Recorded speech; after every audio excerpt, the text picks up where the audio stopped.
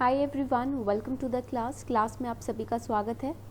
I am Arpita Sharma, your educator, and today we are going to study the Indian councils Act. आज की class में हम Indian councils act पढ़ने वाले हैं। So this is going to be a very important class because since 1857 what all administrative changes took place, we are going to study them.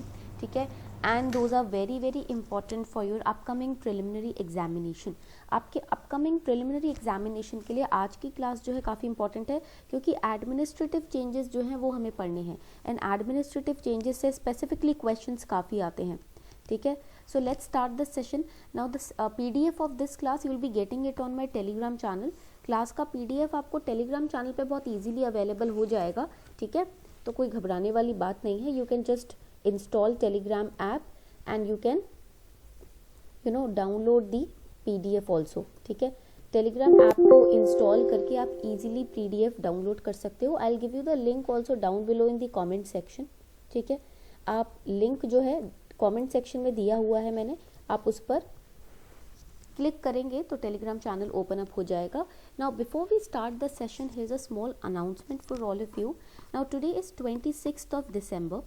On 28th, from 28th of December, new batches on Unacademy Plus are starting. So 28 दिसंबर से ना नए batches शुरू हो रहे हैं Unacademy Plus पर.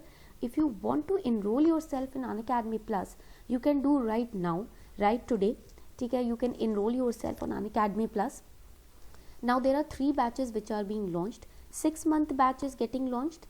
Then for your prelims 2021, 2022 1-year batch is going to get launched, and 2023 2-year batch is going to get launched. ठीक है, and they will be launched in Hindi language also, English also, and bilingual also. So if you understand both Hindi and English, for you bilingual batches are also there.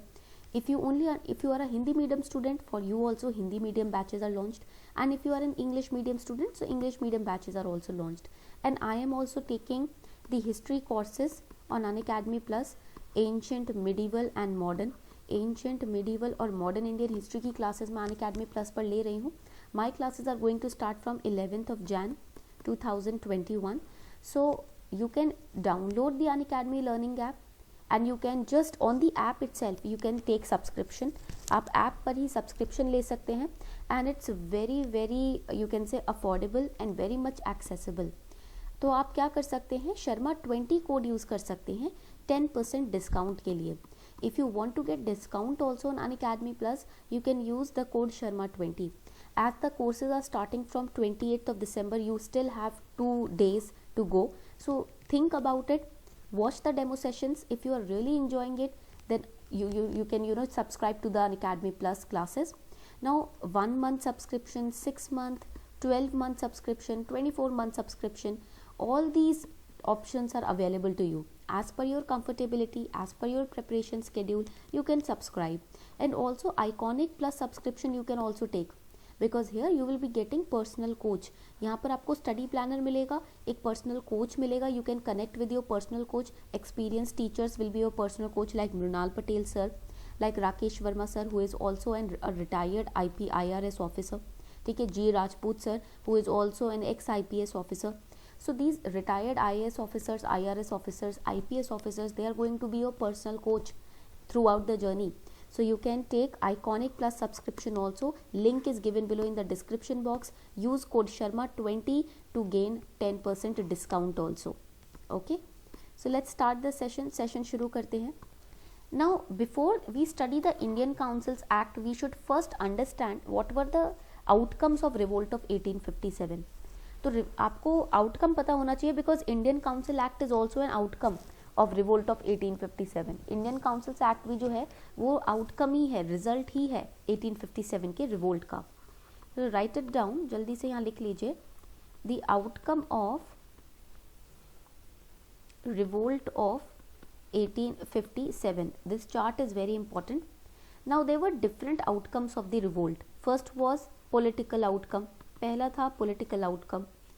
Then we had economic outcome, then we had military outcome. ठीक है, outcome means what were the changes, what were the result of the revolt. So there were changes made in the political administration, economic administration, military administration. There were changes which were made in the socio cultural administration, socio cultural field में भी changes हुए थे, ठीक है, administrative changes भी हुए थे, there were administrative changes also. So these were the different changes which were made after the 1857 revolt. And you will notice one thing, that always the outcome is equal to the causes. That means the outcome and causes are always same. Causes भी यही थे और outcome भी यही निकले. ये जो factors हैं, जो points headings हम पढ़ रहे हैं, ठीक है, they are also same. ठीक है, point clear हो गया यहाँ तक सभी को? Everybody understood? So these were the outcomes. So outcome of revolt of 1857, political, economic, military, socio-cultural and administrative. जब हम बात करते हैं 1876 के पीरियड तक, when we talk about the period till 1876, it is said that the queen got the, write it down, got the title of केसर हिंद. ठीक है, यानी कि अब जो क्वीन थी वो हमारी डायरेक्ट रूलर हो गई थी. The queen, she became the direct ruler, so she got this title of Kesar Hind eight the Delhi दरबार. वेयर? एट द दिल्ली दरबार, because Delhi was the main centre of administration. ठीक है, दिल्ली जो था वो मेन सेंटर था एडमिनिस्ट्रेशन का. सो eight the Delhi Darbar Kaiser Hind title was given to the queen of England. Okay, and it showed that now the queen is truly the direct ruler of India. This happened after 1857 when East India Company was removed. जब East India Company को remove कर दिया गया, when East India Company was vanquished. Okay, then there was another important point. We studied in the revolt of 1857 class that after 1857 revolt was suppressed, there were administrative changes like the Act for Good Government. Act for good government was passed. Everybody remembers it clearly. ठीक है, तो ये 1858 का act था. And during when this act was passed, who was the journal in India, who was the representative in India from the British side? It was Edward हेन.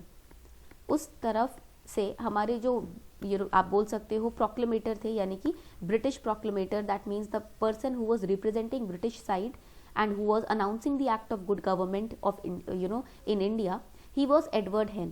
Edward Hen, he announced the Good Government Act in India in 1858, and East India Company was replaced by the British Crown.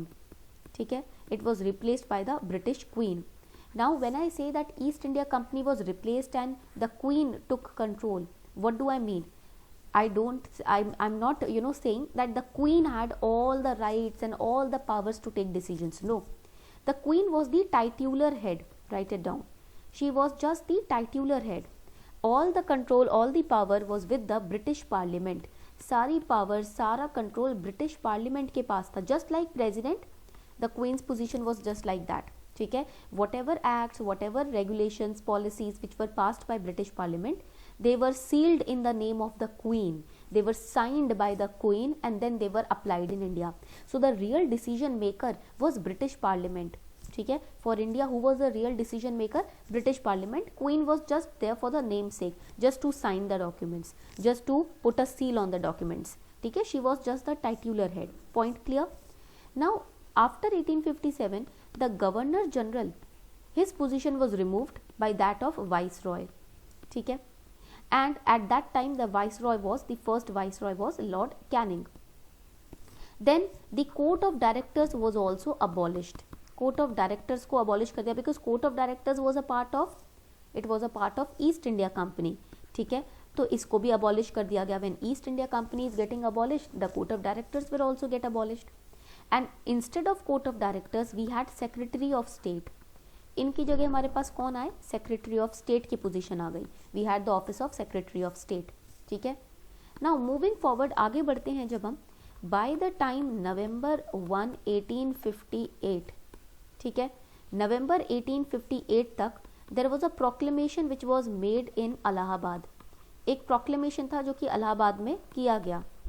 That proclamation is known as Queen's Proclamation. इसको हम बोलते हैं Queen's Proclamation which was done in Allahabad, जिसको इलाहाबाद में किया गया. Now what were the statements, what were the orders in the queen's Proclamation? Queen के announcement में क्या क्या ऑर्डर्स पास किए गए थे? What were the orders passed in the queen's proclamation? It were, first order था that no more annexations no more annexations of princely state, because revolt of 1857 took place because of these annexation only, क्योंकि princely states को छीना जा रहा था, right? Princely states were getting annexed, they were getting snatched away by the Britishers. So that is why it was announced that now no more annexation of princely states. That is why princely states were now autonomous. They were under the Britishers, but they could make their own rules and regulations. This is the meaning of autonomous, कि वो खुद के rules regulations खुद बना सकते हैं, भले ही वो ब्रिटिश इंडिया का पार्ट हैं. That is why it was very tough for us to merge the princely states with India after independence. Then second important announcement was no more direct impositions, no more direct impositions of social cultural ideals. That means now the Britishers are not going to force people with their culture. They are not going to pressurize people with their culture, with their society, with their tradition. ठीक है, because this was another reason why 1857 revolt took place. ठीक है, the Britishers, they used to force themselves on us socially, culturally, tradition wise. So that is why this announcement had to be made by the Queen that now we will not force or impose directly our ideals on you. ठीक है. Third important announcement was that ancient rights of Indians, the ancient rights of Indians, the customs of Indians to be paid due respect. ठीक है, that means now our rights, our culture, our custom will be respected. हमारे culture को, हमारे customs को, traditions को respect दिया जाएगा. ठीक है, again this was one of the reasons why 1857 revolt took place. They were not respecting our ideals. ठीक है, our ancient history, ancient past, they used to mock at us, right. हमारे कपड़े पहनने के तरीके को, हमारे पूजा करने के तरीके को ये लोग मजाक उड़ाया करते थे. So this was changed. Then lands which were snatched away from the zamindars, ठीक है, those lands were returned back to them. जमींदारों से जो जमीनें छीनी गई थी ब्रिटिशर्स के द्वारा, उनको उन्हें वापस दे दिया गया. It was returned back to them. यहाँ तक पॉइंट क्लियर है. Now next fifth important point है आपका, इधर आप इधर पढ़ेंगे. Now in the fifth point it was said that the clemency will be given to those, clemency उनको दी जाएगी, it will be given to those who have been convicted of murdering the British officials. Clemency का मतलब माफी. ठीक है, during the revolt of 1857 the Indians who have murdered British officials because of protest, because of resentment, they will be granted clemency. Clemency means their term will be pardoned, यानी कि उनको माफ़ी दे दी जाएगी. ठीक है, और their punishment will be commutated. ठीक है, यानी कि that means that if you are getting punishment of let's say lifelong imprisonment, then it will be reduced to 6 months of imprisonment or 1 year of imprisonment. मान लो आपको पूरे जीवन भर का आपको कारागार में डालने का पनिशमेंट दी गई है. ठीक है, लाइफ इम्प्रिजनमेंट की पनिशमेंट दी गई है, तो उसको कम कर दिया जाएगा और कहेंगे कि अब 6 महीने या सिर्फ 1 साल ही आपको सज़ा काटनी है. ठीक है, it will be reduce, the term will be pardoned और it will be reduced. Point clear. So that is clemency, उसको हम क्लीमेंसी बोलते हैं. Because the Britishers acknowledge the fact that because of resentment, because of suppressive policies of British officials, you did these activities. आप लोगों ने 1857 का revolt, murdering of British officials इसीलिए ही किया क्योंकि आप खुश नहीं थे हमारे रूल से, तो इसलिए हम आपकी पनिशमेंट को माफ़ कर रहे हैं. ठीक है. सिक्स्थ पॉइंट यहाँ पर आएगा that the Europeanization concept of Lord Cornwallis. ठीक है, यूरोपनाइजेशन कॉन्सेप्ट था लॉर्ड कॉर्नवालिस का. It was started by Lord Cornwallis. That means now we have to change and transform India into a European nation. हमें पूरे भारत को एक European nation में convert करना है, चेंज करना है, बदलना है. Everywhere the culture should be changed of India, the dressing style should be changed, education should be changed. This was the Europeanization concept. This was abolished, इसको हटा दिया गया. ठीक है, queen said now don't worry, we are going to restore your culture back, we are going to protect your culture, we are going to respect your culture, we will not impose our culture, our language on you. हम अपनी language को, अपने culture को, अपने तौर तरीके को आपके ऊपर नहीं पुश करने वाले हैं, नहीं प्रेशराइज करने वाले हैं. This was the next step taken by the queen in her proclamation. Okay, now there was a very important commission, एक बहुत ही इंपॉर्टेंट कमीशन हुआ करता था, which was known as the Inam commission. ठीक है, now this Inam commission was set up in 1852. ठीक है, इसको हमने 1852 में सेटअप किया था. ठीक है, in this commission 20,000 estates were confiscated. Right, they were confiscated. Confiscated मतलब जब्त कर लेना, ब्रिटिशर्स के द्वारा जब्त कर लिया गया. It was confiscated by the Britishers. ठीक है, पॉइंट क्लियर हो गया. सो 20,000 स्टेट्स वर कॉन्फिस्केटेड. इसका मतलब क्या है कि ब्रिटिशर्स ज़्यादा से ज़्यादा एक्सपेंशन करने की कोशिश कर रहे थे. And this commission was set up by lord Dalhousie, because in the previous classes we have studied that lord Dalhousie had an expansionist nature. इनका जो नेचर था वो एक्सपेंशनिस्ट था. That means he wanted to grab as much land as he can in India. So Inam Commission established in 1852 in which 20,000 estates or you can say properties or lands were confiscated. ठीक है, when the landlords, write it down, when the landlords failed to produce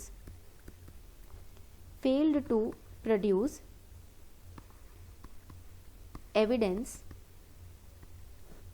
like title deeds etcetera. जैसे कि जब आप कोई purchase sale करते हो, ज़मीन का सेल डीड होता है. ठीक है, ओनर्स डीड होता है. when you sell or purchase any land, there is a sale deed, titles deed etc. to prove that you have purchased the land or you have sold the land. Prove करने के लिए contracts वगैरह होते हैं. ठीक है, contracts होते हैं, डॉक्यूमेंट्स होते हैं कि आपने बेचा है, खरीदा है. So similarly we had title deeds, but in the rural areas we did not have title deeds. उस जमाने में रूरल एरियाज में टाइटल डीड्स नहीं होते थे. So intentionally Lord Dalhousie passed this commission, set up this commission which said that all those lands and properties which do not have title deeds or any evidence to prove that they were purchased or sold, we will confiscate them. And so he confiscated 20,000 estates, properties. So the queen, what she did after 1857, she abolished Inam Commission. इन्होंने इसको abolish कर दिया because it, and she returned back the properties to the zamindars, और लोगों को उनकी properties वापस return कर दी. ठीक है, यहाँ तक पॉइंट क्लियर हो गया सभी को? तो जल्दी से बताएं.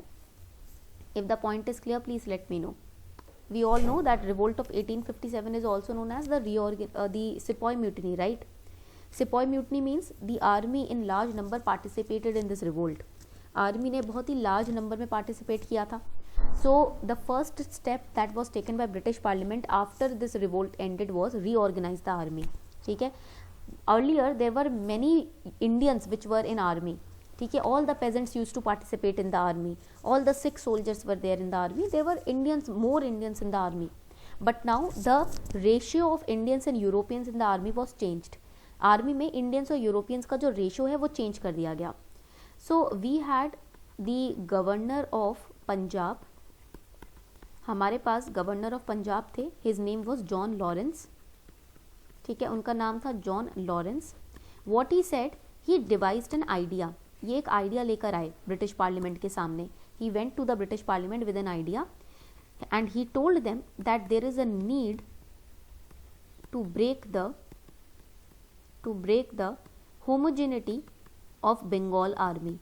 बंगाल आर्मी की होमोजेनिटी को तोड़ने की जरूरत है. Homogeneity means because they were more Indians only in the Bengal army. We need to break it, we need to add more Europeans also in to the army. अभी इंडियंस को कम रखो आर्मी में, यूरोपियंस का नंबर बढ़ाओ. Increase the number of Europeans in the army and lessen the number of the Indians in the army, because if in future any revolt take place, these Indians will get collected, Indian soldiers, they will get collected, they will snatch away all the weapons from us and they will participate just like the 1857 revolt. So if we had more number of Europeans, the control can be better. अगर army में Europeans ज़्यादा है तो control उतना ही better हो जाएगा. ठीक है, सो व्हाट दे डिड, इन्होंने किया क्या, there were two things that were done by them, by the British Parliament. First was that the army was divided into martial race and non-martial race. Army को दो categories में divide किया गया, martial race, non martial race. Martial race, they were those regiments which helped the Britishers during revolt of 1857. ठीक है, the regiment which helped the Britishers, ठीक है, during 1857 revolt, 1857 के रिवोल्ट के दौरान ब्रिटिशर्स की जिन्होंने हेल्प की थी आर्मी में, वो रेजिमेंट था martial race. Non martial race which revolted in the 1857 revolt, जिन्होंने रिवोल्ट किया था 1857 के विद्रोह में, ठीक है। So what were done, the martial race and non martial race. So here what we did कि हमने नॉन मार्शल रेस के जो लोग थे उनको कास्ट लाइंस पर डिवाइड करना शुरू कर दिया। We started dividing the soldiers in the non martial race on the basis of caste lines, ठीक है। We adopted the policy of divide and rule. देखो जब हमने मार्शल रेस और नॉन मार्शल रेस को डिवाइड किया, दो कैटेगरीज बनाई, यही हमने डिवीजन बनाना शुरू कर दिया, यहीं से डिवाइड एंड रूल की पॉलिसी स्टार्ट हो गई। The divide and rule policy started from here only. We started making people realize that you are not in the good books of Britishers and some of the other people are in the good books. तो हमने ना एक division, disintegration बनाना शुरू कर दिया कि देखो आप तो हमारी नज़रों में अच्छे नहीं हो और आप हमारी नज़र में बहुत अच्छे हो। अकॉर्डिंगली हम उनको पेंशन देते थे कम ज़्यादा, सेम पोजीशन पे होने के बावजूद।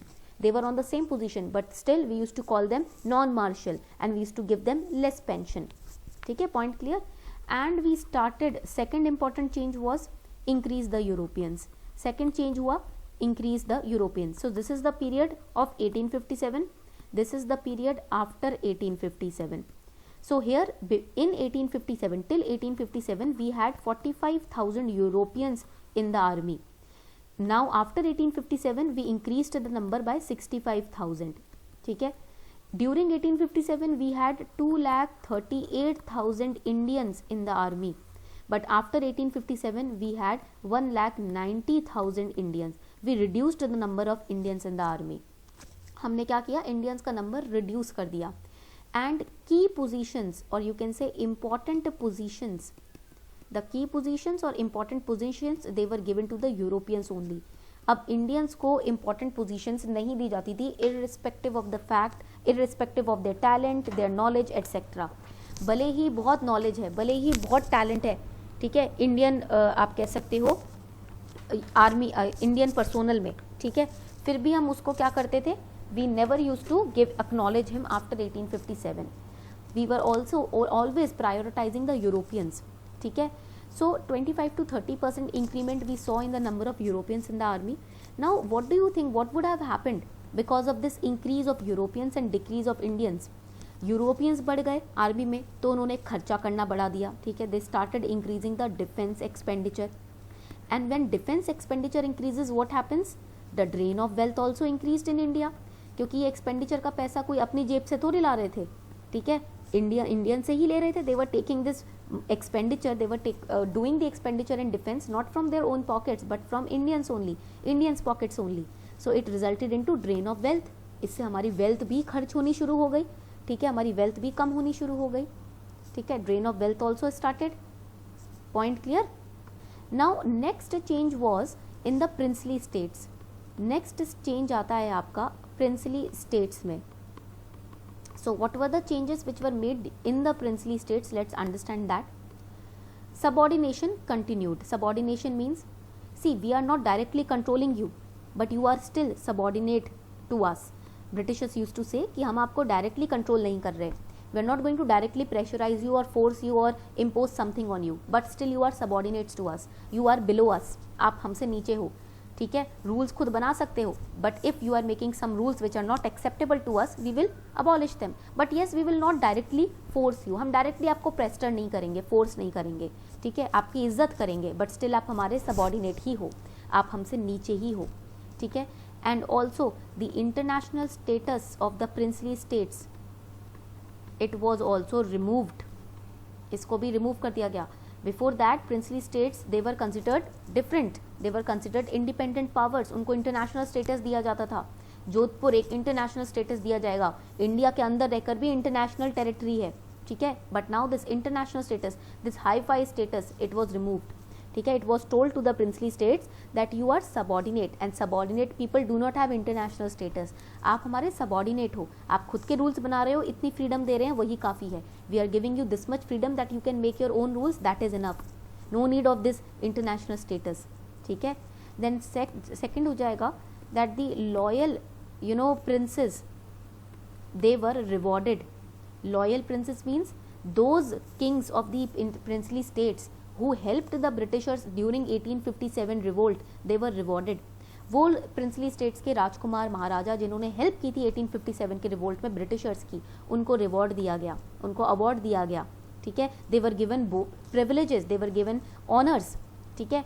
And by 1862, so now by 1862 Star of India, write it down, by 1862 Star of India, this award was announced.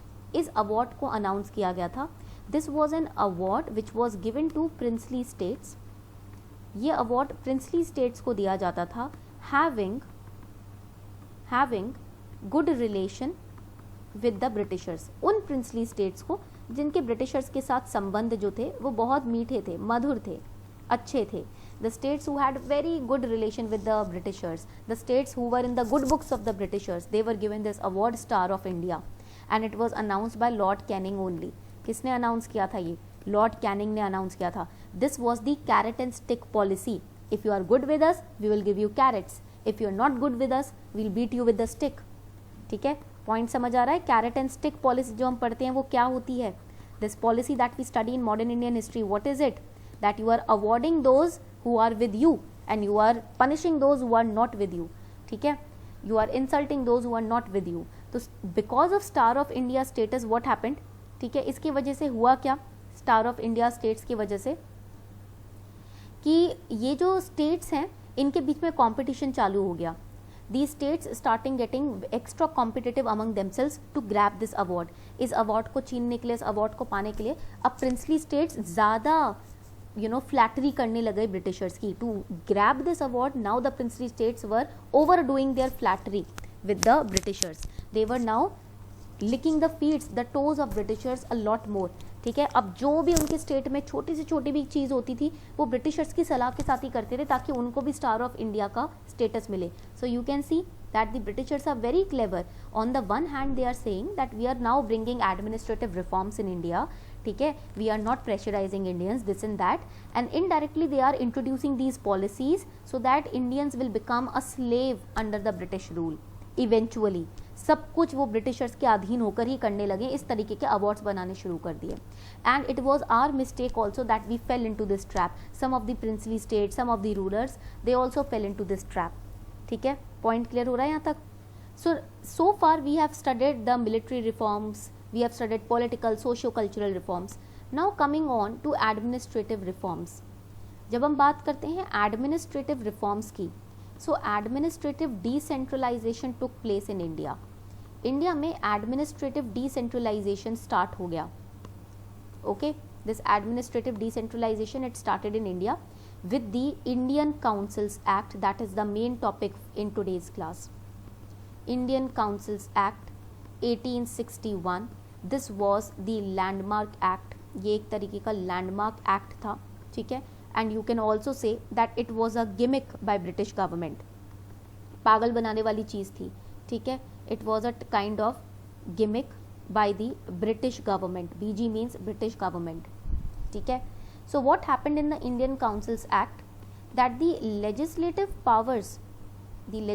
powers for both Bombay and Madras, Bombay और मद्रास की जो लेजिस्लेटिव पावर्स थी उनको रिस्टोर कर दिया गया. It was given to them which was snatched away from them and given to Calcutta. अब उसको उनको वापस दे दिया. पहले क्या हुआ था, 1857 से पहले कैलकटा को हेड बना रहे थे, बॉम्बे एंड मद्रास की लेजिस्लेटिव पावर्स को कम कर रहे थे. Now it was restored back. ठीक है, and there were legislative councils which were set up, जिनको सेटअप किया गया for Bengal presidency and for Bombay presidency. Bengal and Bombay presidency के लिए 1862 में legislative councils भी सेटअप की गई because the powers were legislative powers were restored back, so councils were also set up. ठीक है, councils भी सेटअप किए गए. In UP also the legislative councils were set up in 1886. ठीक है, and in Punjab also the legislative council was set up in 1894.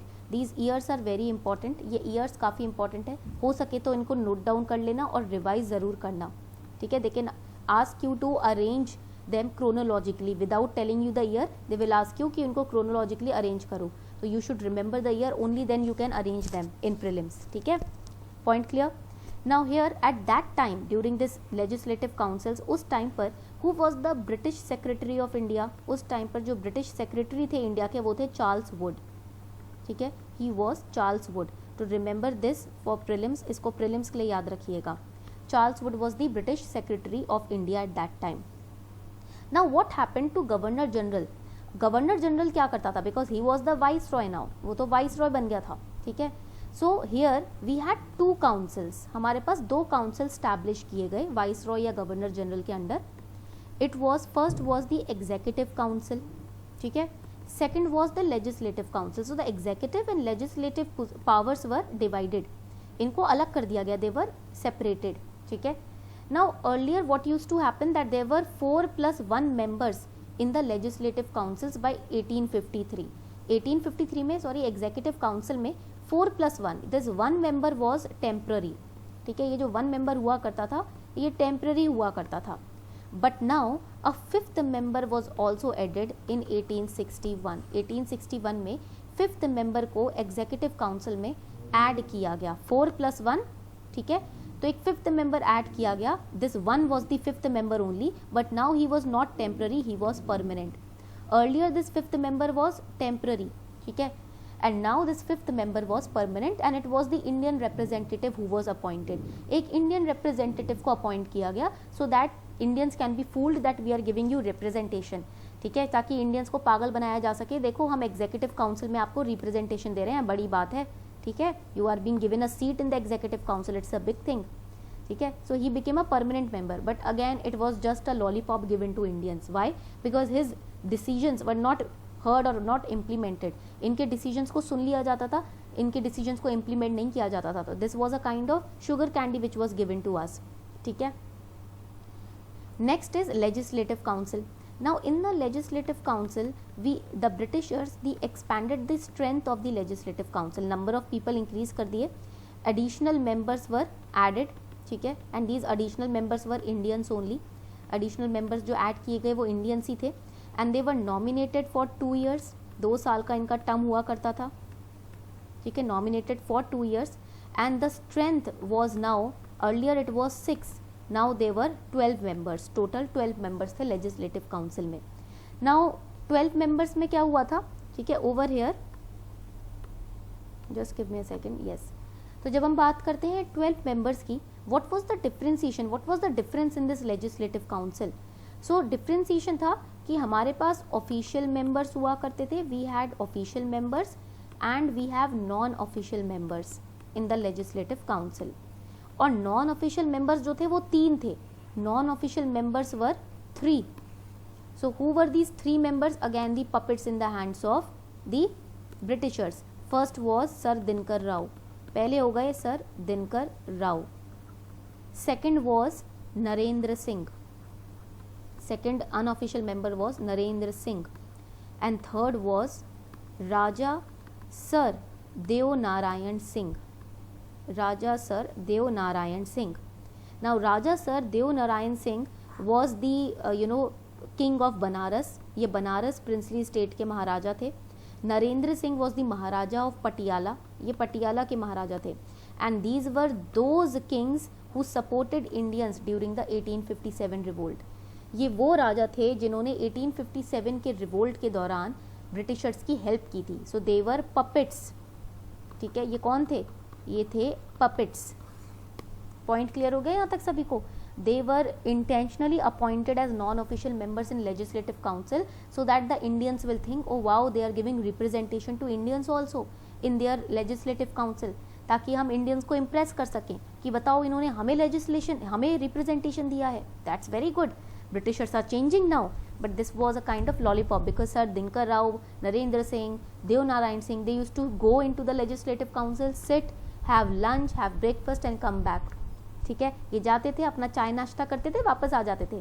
They were not allowed to vote, they were not given the freedom to participate in the meetings etc. They used to sit, watch and they used to come back. बैठते थे, देखते थे meeting में क्या हो रहा है, वापस आ जाते थे, just like puppets. Point clear हो गया यहाँ तक? And the members who were in the executive council, executive council में जो मेंबर्स थे ना, ठीक है, इनको पोर्टफोलियो दे दिया गया, they were given portfolio. What is portfolio? Now right now you see in our government there is a finance department, there is an external affairs department, revenue department etc. अलग अलग डिपार्टमेंट्स है ना, agriculture ministry, ठीक है. So these are portfolios. ये departments, ये जो ministries में की पोजीशंस दी जाती हैं इनको पोर्टफोलियो बोलते हैं. Law and revenue, railway minister हो जाता है हमारा, तो ये सारे पोर्टफोलियोज होते हैं. So in the executive council the members were given portfolio. So portfolio system came in India after 1857 during the Indian Council Act of 1861. यहाँ तक पॉइंट क्लियर हो रहा है सभी को? So we can draw a time, table over here that 1867 it saw the Councils Act. यहाँ से हमने Councils Act को आते हुए देखा. Then there was a gap of 30 years. फिर हमारे पास 30 years का गैप था. 1892 again a council act was passed. 1892 में भी एक council act पास किया गया. Then there was a gap of 17 years and we had 1909 council act wherein we had Morley-Minto reforms. फिर हमारे पास Morley-Minto reforms आता है 17 years के गैप के बाद, ठीक है. Then again after few years 1919 Government of India Act, ठीक है. इस टाइम पीरियड में in this time period there was political vacuum in India, ठीक है. Then we had started home rule movement, हमने यहाँ पर होम रूल मूवमेंट स्टार्ट कर दिया था. And Gandhi ji also came back, ठीक है, गांधी जी भी वापस आ गए थे.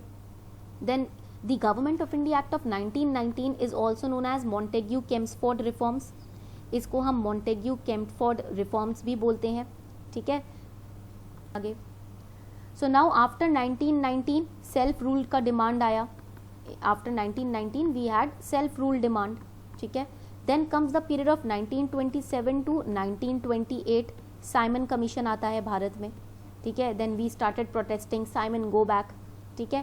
Then after साइमन कमीशन 1930 में we have round table conference, ठीक है. इसके बाद 1930 में राउंड टेबल कॉन्फ्रेंस होता है where the Britishers they say okay don't worry, don't protest, don't ask for self rule, come to London, we will sit and talk, ठीक है, and we'll decide what we can do. तो हम बैठ के बात करते हैं, वार्तालाप करेंगे, डिसाइड करेंगे क्या करना है. ये जो 17 ईयर्स का टाइम पीरियड है here the 17 years time period that you see here the revolutionary activities have already started. यहाँ पर जो revolutionary activities हैं वो स्टार्ट हो चुकी थी, ठीक है. एंड here the स्वदेशी मूवमेंट की जब हम बात करते हैं it had taken place and Swaraj की डिमांड स्टार्ट हो गई थी. यहाँ पर we were also demanding for Swaraj, ठीक है. So now next important point, ठीक है, हमने इतना पढ़ लिया, अब आगे बढ़ते हैं. So now after the over here we have seen 1930 के बाद क्या होता है, the period of 1935 to 1937. This period again government of India act was passed. यहाँ पर फिर से government of India act pass हुआ, ठीक है. And in this time period we see that Congress also starts forming ministry. Congress भी यहाँ पर मिनिस्ट्रीज बनाना शुरू कर रही है. Congress is politically expanding, Congress जो है वो पॉलिटिकली एक्सपैंड कर रही है. And then we have the time period of 1940 to 47 wherein we see the power transfer, जहाँ पर हम देखेंगे कि कैसे ब्रिटिशर्स ने इंडियंस को पावर ट्रांसफर किया. We saw the Wavell plan over here, हमने वेवल प्लान को पास होते हुए देखा. Cabinet mission came into India, Cripps mission came into India, August offer also stepped into India. All of these topics we are going to study. So this is the chart that I have just shown you the chart what we are going to study in our classes now from the Councils Act. अब Councils Act के बाद हम क्या क्या पढ़ने वाले हैं, कैसे कैसे पढ़ने वाले हैं, उसका ये ग्लिम्स है, एक छोटा सा, ठीक है, एक छोटा सा एक दृश्य है कि हम ये चीज़ें पढ़ने वाले हैं, ठीक है. Point clear. और यही चीज़ें मिड प्रीलिम्स के लिए आपको तैयार करनी है. These are the topics that in prelims also UPSC is focusing on. Point clear.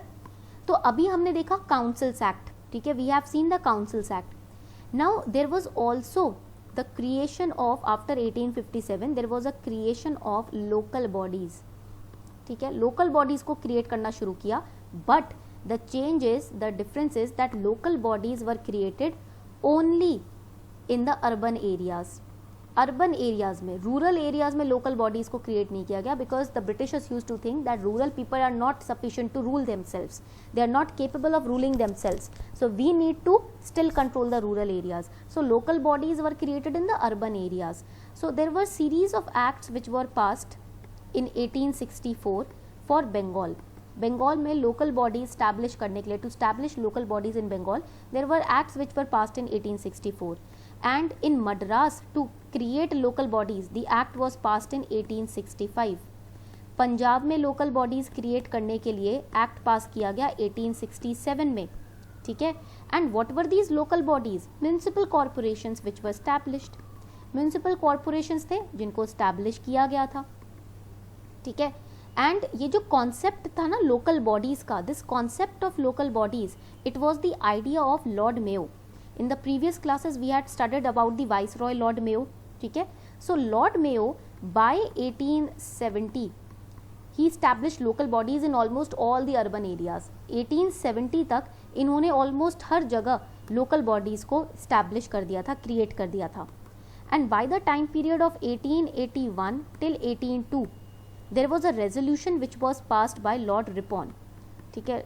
Lord रिपॉन ने एक रेजोल्यूशन पास कर किया था, ठीक है. And what was that resolution, ठीक है. The resolution was to establish and spread the local bodies in almost every area of India. India के हर एरिया में लॉर्ड मेयो ने जो स्टार्ट किया है वही लॉर्ड रिपॉन का रेजोल्यूशन था कि इंडिया के हर एरिया में, हर चप्पे चप्पे में लोकल बॉडी होनी चाहिए. There should be municipal corporation established in every nook and corner of India. This was the resolution, the oath taken by Lord Ripon. ये इनका रेजोल्यूशन था. जैसे आप लोग न्यू ईयर का रेजोल्यूशन लेते हो, just like we take the new year resolution, this was the resolution taken by Lord Ripon, ठीक है. And he is also known as, right it down, इनको हम क्या बोलते हैं? Father of Indian local self-government. He is also known as the father of Indian local self-government. This is important for prelims. ये आपके prelims के लिए काफ़ी important है, ठीक है. Point clear? But ऐसा नहीं है कि revolt हुआ नहीं. It is not that the revolt after 1857 there was no revolt in India. There were revolts. Small tribal revolts were taking place. Big revolts नहीं थे, छोटे छोटे areas थे, ठीक है. Point clear हो गया यहाँ तक सभी को? So these were the changes which were made after 1857. ये जो हमने सारे टॉपिक्स पढ़े हैं ना, ये सारे चेंजेस हैं जो 1857 के बाद हुए हैं भारत में. All of these are the changes that have taken place after 1857. Now specifically let's study the Councils Act. Specifically Councils Acts को पढ़ लेते हैं. So when we talk about the Councils Act, it all started after Government of India Act 1858 was passed. जब Government of India Act 1858 का पास हुआ था, ठीक है, it change the company's administration India. East India company was abolished, I told you, ठीक है. And British crown came over, ठीक है. Now queen's proclamation also we studied. Where was the queen's proclamation made? Let me know in the comment section. Let's see how many of you are paying attention in the class. Queen's proclamation कहाँ हुआ था, जल्दी से बताएं. Yes, eight Allahabad. Allahabad में हुआ था आपका queen's proclamation. It was announced in Allahabad. And all these points we have studied. Queen के प्रोक्लेमेशन के सारे पॉइंट्स हमने स्टडी किए हैं, ठीक है. सभी ने नोट डाउन कर लिया. Coming on to the Indian councils act of 1861. Now for the executive functions, जब हम बात करते हैं एग्जीक्यूटिव फंक्शंस की, काउंसिल की, 5th member was added. I told you, ठीक है. यहाँ पर मैंने आपको पॉइंट इंडियन काउंसिल एक्ट का पूरा अच्छे से लिखवाया है. About Indian council act we have discussed all the points, ठीक है. I show you the slide also जहाँ पर हमने पढ़ा है, ठीक है. This was the Indian councils act notes that we have created. So now we have studied the executive functions. 5th member was added, he was permanent, हमने ये भी पढ़ लिया है. अब देखो, अगर मैं डायरेक्ट आपको ये स्लाइड पढ़ाती ना तो दिक्कत हो जाती समझने में. Directly, if I had explained this slide, it would have become very tough for you to memorize. Now that we have the flow chart, it is easy for us. ठीक है, अब हमारे पास फ्लो चार्ट है तो easy है. I told you legislative council strength was increased from 6 to 12, period was 2 years, ठीक है. And I've told you 3 members they were added, 3 members को add किया गया. Point clear हो गया. 3 members कौन थे? Puppets थे. They were puppets in the hands of the Britishers. So far we have studied the Indian councils act 1861, ठीक है, अभी तक हमने इंडियन काउंसिल्स एक्ट पढ़ लिया है.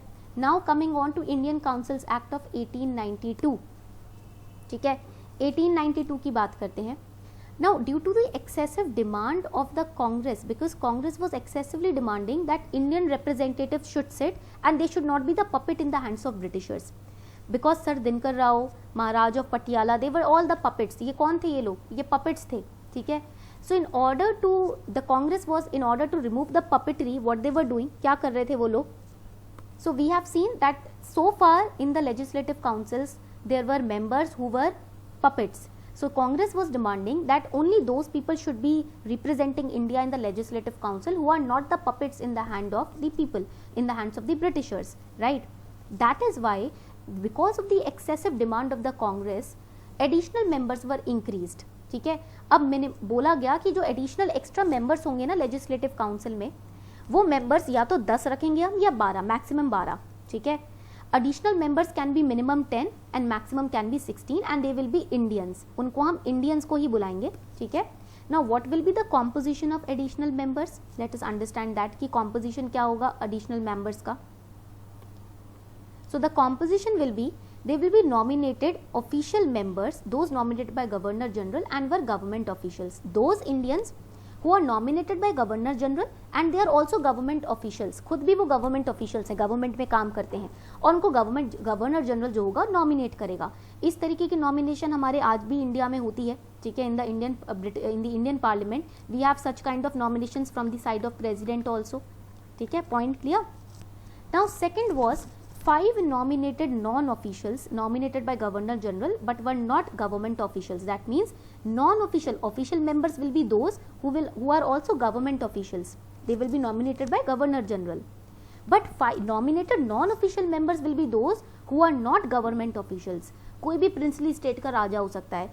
Any member of Congress party or any member of princely state, he will be appointed by the Governor General. He is not working in the government, ठीक है, is not a government official. Then 4 nominated by the provincial legislative councils of Bengal, Bombay, Madras and northwestern provinces. जितनी भी northwestern province हैं, Bombay, Bengal और Madras, उनके legislative councils के लिए हम 4 members को nominate करेंगे, ठीक है. And 1 nominated by the Chamber of Commerce in Calcutta who will represent Indians in the trade and commerce field. जो Indians को trade and commerce के field में represent करेगा, एक वो member होना चाहिए. Point clear हो गया यहाँ तक सभी को? If the points are clear, so let me know. This will be the composition of additional members. Indians will be given representation based on their government of office status, based on their interest in the trade and commerce, based on their status in the Congress party. ठीक है. Now we have the Morley-Minto reforms of 1909. तो जब हम Morley-Minto reforms की बात करते हैं, कहते हैं कि यहीं से communalism start हुआ. It is said that the communalism started from here only. What is communalism? When on the basis of religion, community, you are trying to disintegrate people, divide people. जब आप religion के basis पे, community के basis पे लोगों को divide कर रहे हो, you are spreading hatred between the communities. So here it introduced for the first time method of election, and based on the method of election, it was spreading discrimination among Hindus and Muslims. Hindus और Muslims के बीच में divide and rule की policy हो रही थी. So the additional members of governor general council, it was increased from 16 to maximum 60. Now earlier only 16 members could take part in governor general councils. Now it was increased to 60. Now maximum 60 people can be a part of governor general's council. What was the composition? First was nominated official members, यानी कि governor general official members को nominate करेंगे. Who are official members? Those who are working in the government, ठीक है, जो government में काम कर रहे हैं.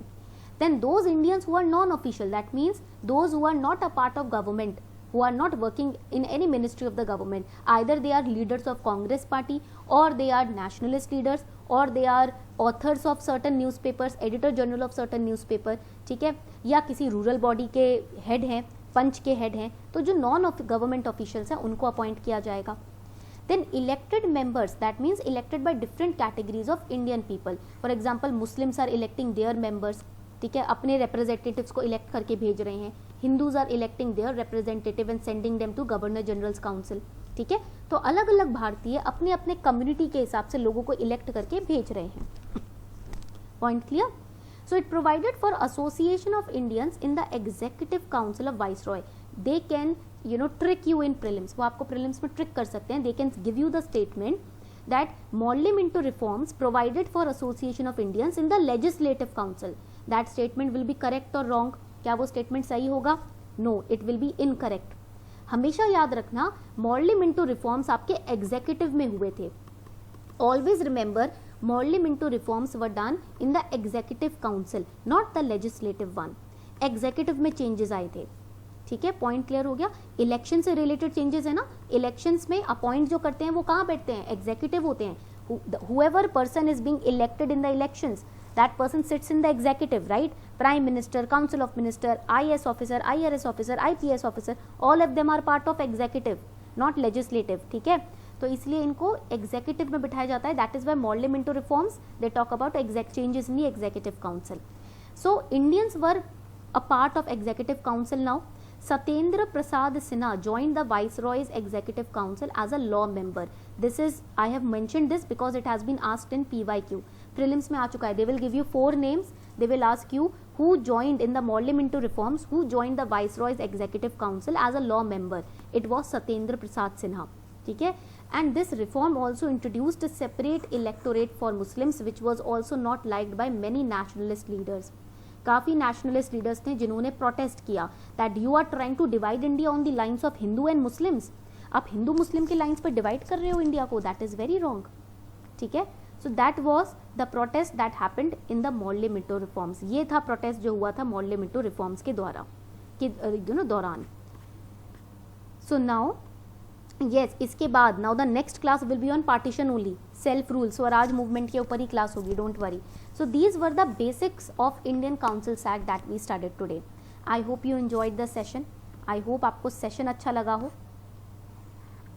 If you really enjoyed the session, if you are enjoying these sessions, you can also subscribe to Unacademy Plus batches, 1 year, 2 year batches. They are starting from 28th of December. And I am starting the ancient, medieval, modern and world history batches from January, month of January 2021. So if you are interested, you can subscribe to Unacademy Plus. And you can use the code Sharma20 to get 10% discount also.